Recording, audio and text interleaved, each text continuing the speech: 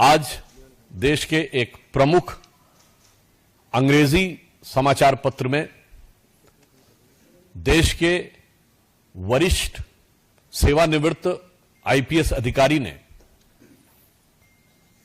एक आर्टिकल लिखा है जो उन्होंने वर्तमान समय में विश्व में सुरक्षा को लेकर हो रही गतिविधियों और भारत पर उसके पड़ने वाले प्रभाव की तरफ ध्यान आकृष्ट किया है। आप सभी को ज्ञात है कि 1.5 वर्ष पूर्व जापान के पूर्व प्रधानमंत्री शिंजो एबे जी की एक राजनीतिक कार्यक्रम में हत्या हुई। चंद दिन पूर्व अमेरिका में राष्ट्रपति पद के प्रत्याशी डोनाल्ड ट्रंप के ऊपर हत्या का अटेम्प्ट हुआ जिसमें वो बाल बाल बचे। उनका कहना है कि इस प्रकार की प्रवृत्तियां जो हिंसा और हत्या को उकसाती हैं, ये कहीं न कहीं उन बयानों से प्रेरित हो जाती हैं जहां राजनीतिक दल अपने तात्कालिक राजनीतिक स्वार्थ में शॉर्ट टर्म पॉलिटिकल बेनिफिट के लिए हिंसा और हत्या के शब्दों का प्रयोग करना चाहते हैं।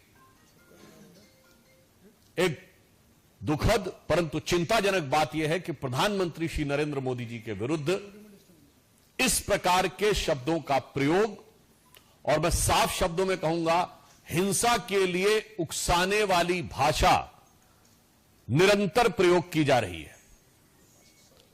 अभी आपको ध्यान हो, कांग्रेस के नेता प्रतिपक्ष राहुल गांधी जी ने चुनाव प्रचार के दौरान पिछले वर्ष कई बार अपमानजनक शैली में मोदी जी के लिए मारना, डंडे मारना इत्यादि शब्दों का प्रयोग किया। यहां तक उन्होंने बोला कि अगर काफिले पे कुछ फेंका गया तो कुछ और फेंका जा सकता है, यानी फेंका जाना डर के समाप्त होने का प्रतीक है। इसका मतलब कि किसी भी नेता के काफिले के ऊपर कुछ भी होना चाहिए।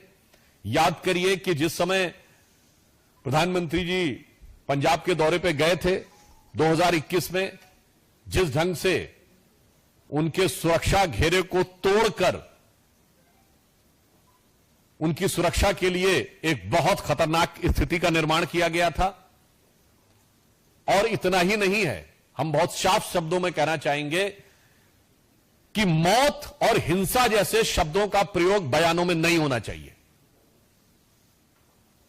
क्या यह सत्य नहीं है कि कांग्रेस के कई वरिष्ठ नेताओं ने मोदी जी के लिए इस प्रकार की मौत और उस प्रकार की मौत जैसे शब्दों का प्रयोग किया?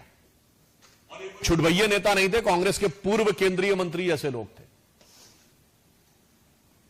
क्या कब्र खुदेगी, मर जा जैसे शब्दों का प्रयोग किया गया, सर फोड़ देंगे ऐसे शब्दों का प्रयोग किया गया। और यह बात सिर्फ आज की नहीं है, यह विगत लंबे समय से चली आ रही है। मोदी जी के लिए जिन लोगों ने बोटी बोटी काटने जैसे शब्दों का प्रयोग किया, वो दूसरी पार्टी से लाकर आज कांग्रेस पार्टी के सांसद बन चुके हैं। और मैं ये भी बात दुख के साथ और गंभीरता के साथ कहना चाहूंगा, किसी नेता के लिए मौत के शब्द का प्रयोग सबसे पहले 2007 में सोनिया गांधी जी ने मौत के सौदागर शब्द के रूप में किया था। हमने कभी, जब आपातकाल में संविधान की हत्या हो गई थी, तब भी कभी श्रीमती इंदिरा गांधी जी की मौत की कामना या मौत जैसे शब्द का प्रयोग नहीं किया था। और मैं यह भी बताना चाहता हूं कि यह राजनीति राष्ट्रीय सुरक्षा के खिलवाड़ के साथ बहुत लंबे समय से होती आ रही है।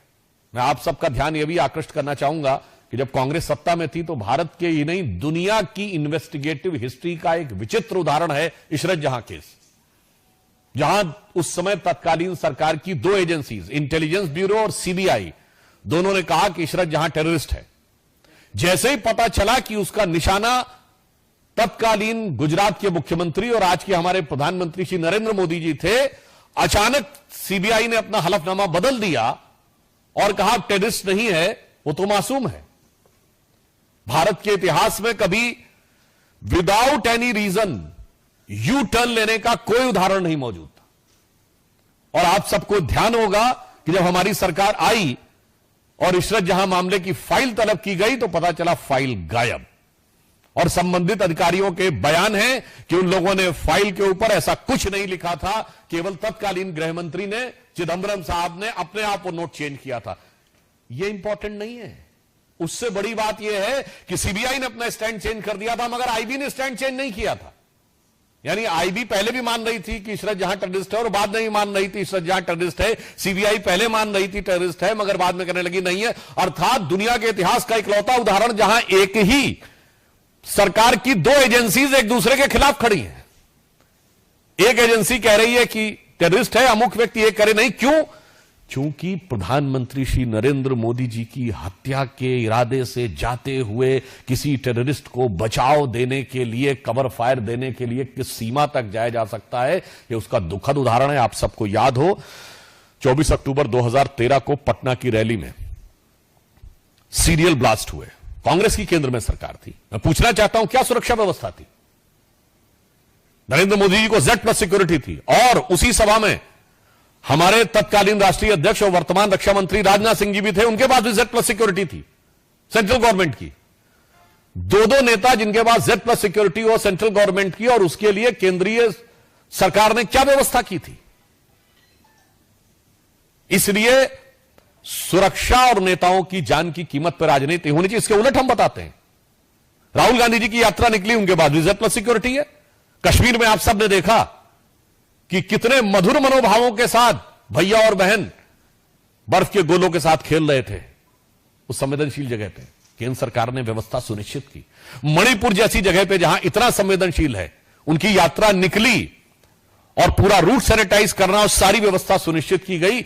इसलिए मैं कहना चाहता हूं कि भारत की राजनीति में राजनीति अपनी जगह है, नेताओं के साथ प्रतिस्पर्धा अपनी जगह है, मगर प्रधानमंत्री श्री नरेंद्र मोदी जी के विरुद्ध जो राहुल गांधी ने शब्द बोला था, संसद में याद दिलाना चाहता हूं, हिंसा हिंसा हिंसा, हत्या हत्या हत्या जैसे शब्दों का प्रयोग बंद होना चाहिए। दुनिया में इसके उदाहरण दिख रहे हैं, भारत में इसके परिणाम खतरनाक हो सकते हैं। यदि आप लोकसभा में नेता प्रतिपक्ष बने हैं, वैसे तो आप सबने सुना होगा जीत का जश्न होता है, जीत का उत्साह, मगर यहां हार का उत्साह है। तो उस हार के उत्साह में मैं कहूंगा, उत्साह से उच्छृंखलता, उच्छृंखलता से उद्दंडता की तरफ मत जाइए, परिपक्वता का प्रदर्शन करिए।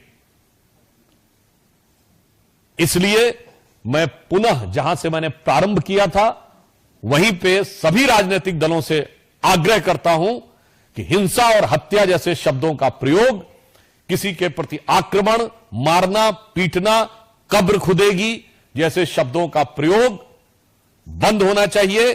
चूंकि याद रखना चाहिए कि लगेगी आग तो आएंगे घर सभी जद में, यहां पे सिर्फ हमारा